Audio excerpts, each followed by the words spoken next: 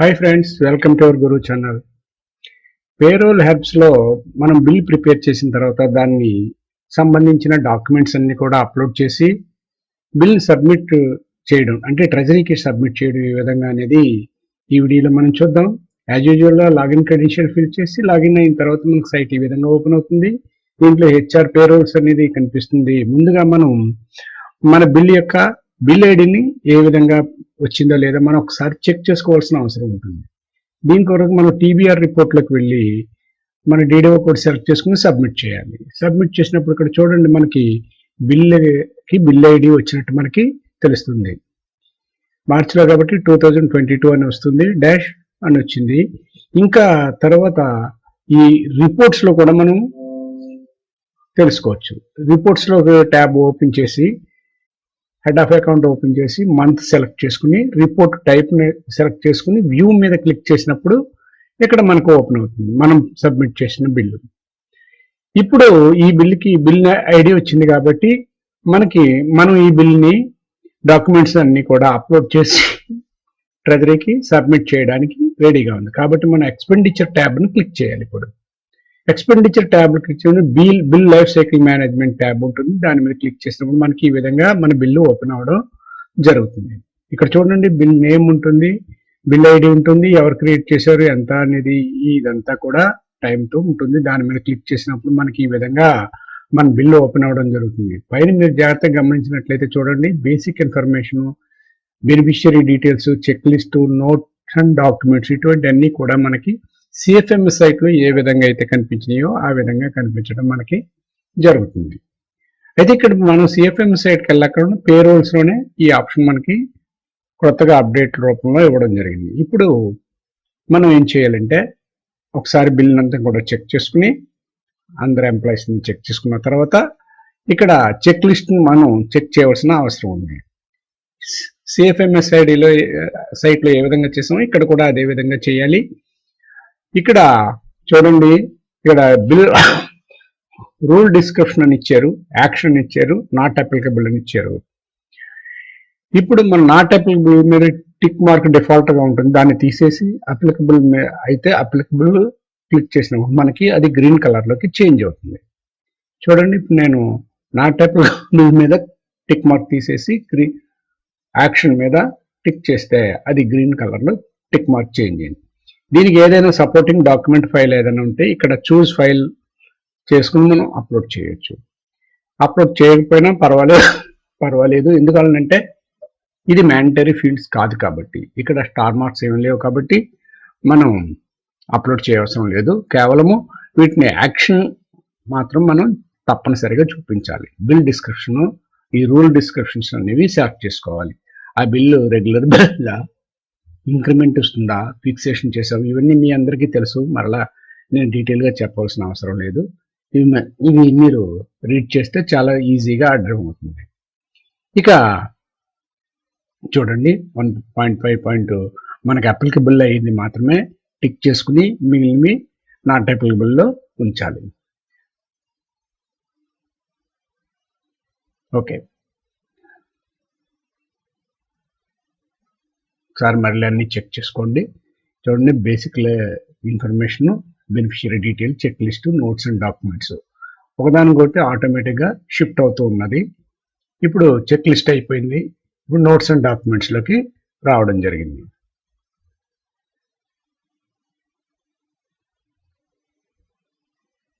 Notes and డాక్యుమెంట్లో తప్పనిసరిగా ఇక్కడ మనం ఆ బిల్ గురించి దానికి డిస్క్రిప్షన్ ఇవ్వాల్సి ఉంది. అది రెగ్యులర్ పే బిల్ అయితే రెగ్యులర్ శాలరీ బిల్ అని, ఏరియర్ బిల్ అయితే aerial bill, surrender leave bill అయితే సరెండర్ లీవ్, అది దేనికి చెందుతుందో ఆ డిస్క్రిప్షన్ ఇక్కడ ఇచ్చి మనం దాన్ని పోస్ట్ చేయవలసింది. ఈ ప్రాసెస్ అంతా కూడా మనం సిఎఫ్ఎంఎస్ సైట్లో చేసేటప్పుడు కూడా చేయడం జరిగింది. అదే మాదిరిగా ఇక్కడ కూడా చేయాలి.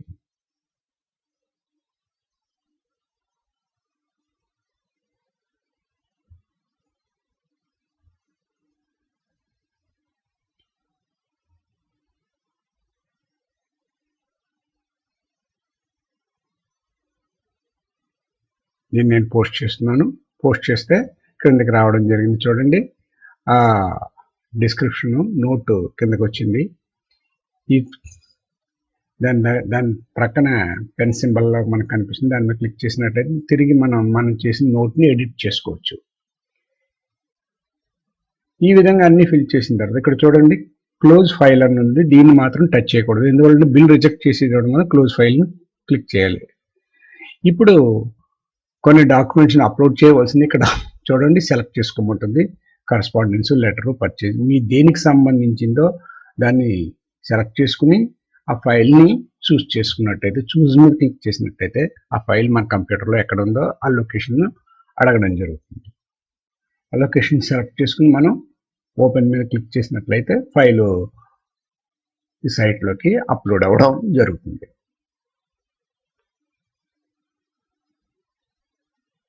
చూడండి నేను సెలెక్ట్ చేసుకున్నాను, ఓపెన్ చేసినాను. ఓపెన్ మీద క్లిక్ చేసినప్పుడు ఫైల్ ఆటోమేటిక్గా అప్లోడ్ అవ్వడం జరుగుతుంది. కింద చూడండి డైలాగ్ బాక్స్. ఇప్పుడు ఈ విధంగా చేసిన తర్వాత మనం తప్పనిసరిగా సేవ్ చేయాలి. సేవ్ చేయకపోతే ఏం జరుగుతుంది అనేది ఇప్పుడు మీకు నేను చూపించడం జరుగుతుంది. చూడండి ఇప్పుడు నేను అన్ని చెక్ లిస్ట్ చేసి నోట్స్ అండ్ డాక్యుమెంట్స్ అప్లోడ్ చేసాను, సేవ్ చేయలేదు. కానీ ఇక్కడ ఏదో నాకు డాక్యుమెంట్ టైప్ అని కనిపిస్తుంది, దీన్ని డౌన్లోడ్ చేసుకుందారని నేను ప్రయత్నం చేశాను. అంటే ఇది ఏమిటంటే మనం సబ్మిట్ చేసిన బిల్లే, అది పీడిఎఫ్ రూపంలో దాన్ని డౌన్లోడ్ చేసుకోవాలని ట్రై చేశాను. ట్రై చేసిన వెంటనే ఏమైంది, మొత్తం ఈ మనం అప్లోడ్ చేసిన డాక్యుమెంట్స్, నోట్, ఇక్కడ నోటు, అదేవిధంగా చెక్ లిస్ట్ కూడా అన్నీ కూడా మామూలుగా రివర్స్ అయిపోయినాయి. అంటే రివర్ట్లో వచ్చేసింది, అంటే ఏది కూడా సేవ్ అయ్యలేదు. కాబట్టి ఈ విధమైన పనులు మీరు మాత్రం చేయకండి. ఎందువల్లంటే వర్క్ డబుల్ అవుతుంది. అంటే నేను చూపించడం ఎందుకంటే సేవ్ చేయకపోతే వచ్చే నష్టం ఏమిటి అనేది మీకు చూపించడం కోసం చేశాను. ఇప్పుడు మళ్ళీ ఇవన్నీ సెలెక్ట్ చేసుకుని మళ్ళీ నోట్ అండ్ డాక్యుమెంట్స్ టైప్ చేసుకుని మళ్ళీ డాక్యుమెంట్స్ని అప్లోడ్ చేయవలసిన అవసరం ఉంటుంది. అవన్నీ తిరిగి మళ్ళీ ఈ విధంగా చేస్తున్నాను.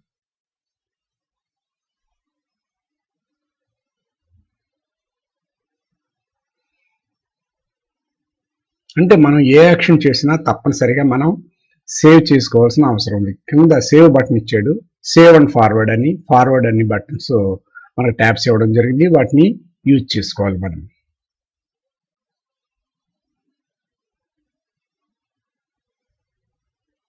ఓకే, మళ్ళీ నేను నోట్ అండ్ డాక్యుమెంట్ టైప్ చేశాను, పోస్ట్ చేసుకున్నాను. ఇక్కడ చూడండి సేవ్ అండ్ ఫార్వర్డ్ అనే బటన్స్ రావడం జరిగింది. ఈ బటన్స్ ఉంటాయి, వీటి మీద క్లిక్ చేసుకున్నాను. సేవ్ చేయాలి. సేవ్ చేసాను. ఇప్పుడు సేవ్ చేసిన బిల్ సేవ్డ్ సక్సెస్ఫుల్ అని వస్తుంది. కానీ ఇక్కడ కూడా ఏమిటంటే తిరిగి మనం వర్క్ సెంటర్కి వచ్చేస్తాం మళ్ళీ. కాబట్టి మళ్ళీ ఓపెన్ చేసుకోవాలి. దాన్ని ఓపెన్ చేసుకుని మళ్ళా అప్లోడ్ చేయవలసిన డాక్యుమెంట్స్ ఏమైనా ఉంటాయి అప్లోడ్ చేసుకుని ఒకసారి మళ్ళీ చెక్ చేసుకోవాలి. ఓకే, నేను నోట్స్ అండ్ డాక్యుమెంట్స్ని వాటిని సేవ్ చేసి ఇప్పుడు డాక్యుమెంట్ని అప్లోడ్ చేస్తున్నాను. అదర్స్ సెలెక్ట్ చేసుకున్నాను, రెగ్యులర్ పే బిల్ కాబట్టి.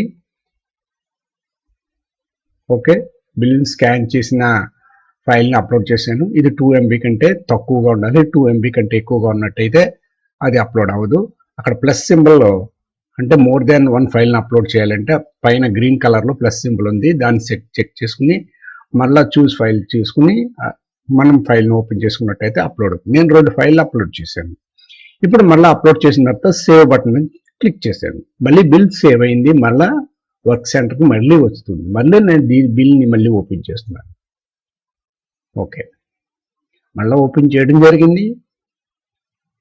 అన్నీ కూడా పర్ఫెక్ట్గా ఉన్నాయి లేవో చూసుకోవడం జరిగింది. ఇక్కడ ఈ ఫార్మ్ 47 ఒకసారి డౌన్లోడ్ చేసి చూద్దాం. చూడండి ఈ క్రింద ఉంటుంది.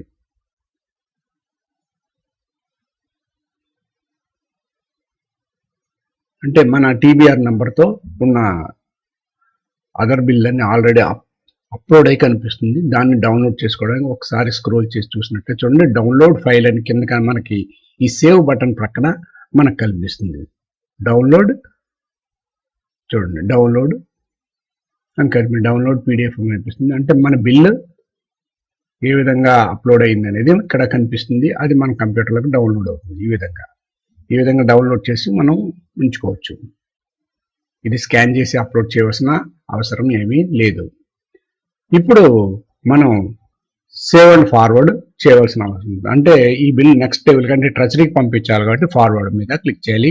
అదే చక్రాలు అయితే ఫార్వర్డ్ చేస్తే సరిపోతుంది. ఇప్పుడు బయోమెట్రిక్ వెంటనే సేవ్ అండ్ ఫార్వర్డ్ క్లిక్ చేయగానే బయోమెట్రిక్ అడుగుతుంది. మీ డివైస్ పేరుని ఇక్కడ సెలెక్ట్ చేసుకోవాలి. సెలెక్ట్ చేసుకున్న వెంటనే చూడండి, నేను నా యొక్క డివైజ్ని సెలెక్ట్ చేసుకుంటున్నాను. సెలెక్ట్ చేసుకున్న వెంటనే డివైజ్ని బయోమెట్రిక్ డివైజ్ అడుగుతుంది. ఆ డివైజ్ ఆన్ అవుతుంది. ఆన్ అయ్యి థంబ్ ఇంప్రెషన్ తీసుకోవడం జరుగుతుంది. ఓకే, సక్సెస్ఫుల్ అయింది. Are you sure to save and forward this bill అంటుంది. ఎస్ మీద క్లిక్ చేయాలి. సక్సెస్ఫుల్లీ ఫార్వర్డ్, ఎవరికైతే ఫార్వర్డ్ అయిందో వాళ్ళ పేరుని ఇక్కడ డిజిగ్నేషన్ చూపిస్తుంది. మనం ఓకే చేయవలసి ఉంటుంది. ఇప్పుడు ఓకే మీద క్లిక్ చేస్తున్నాం.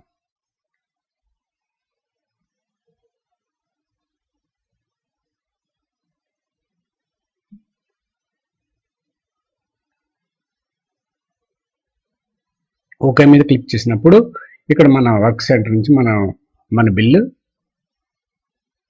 డిజైపర్ అవుతుంది, అంటే ఫార్వర్డ్ అయింది, ట్రెజరీకి వెళ్ళడం జరిగింది. ఈ విధంగా మనం బిల్ ప్రిపేర్ చేసుకున్న తర్వాత ట్రెజరీకి సబ్మిట్ చేసే విధానం.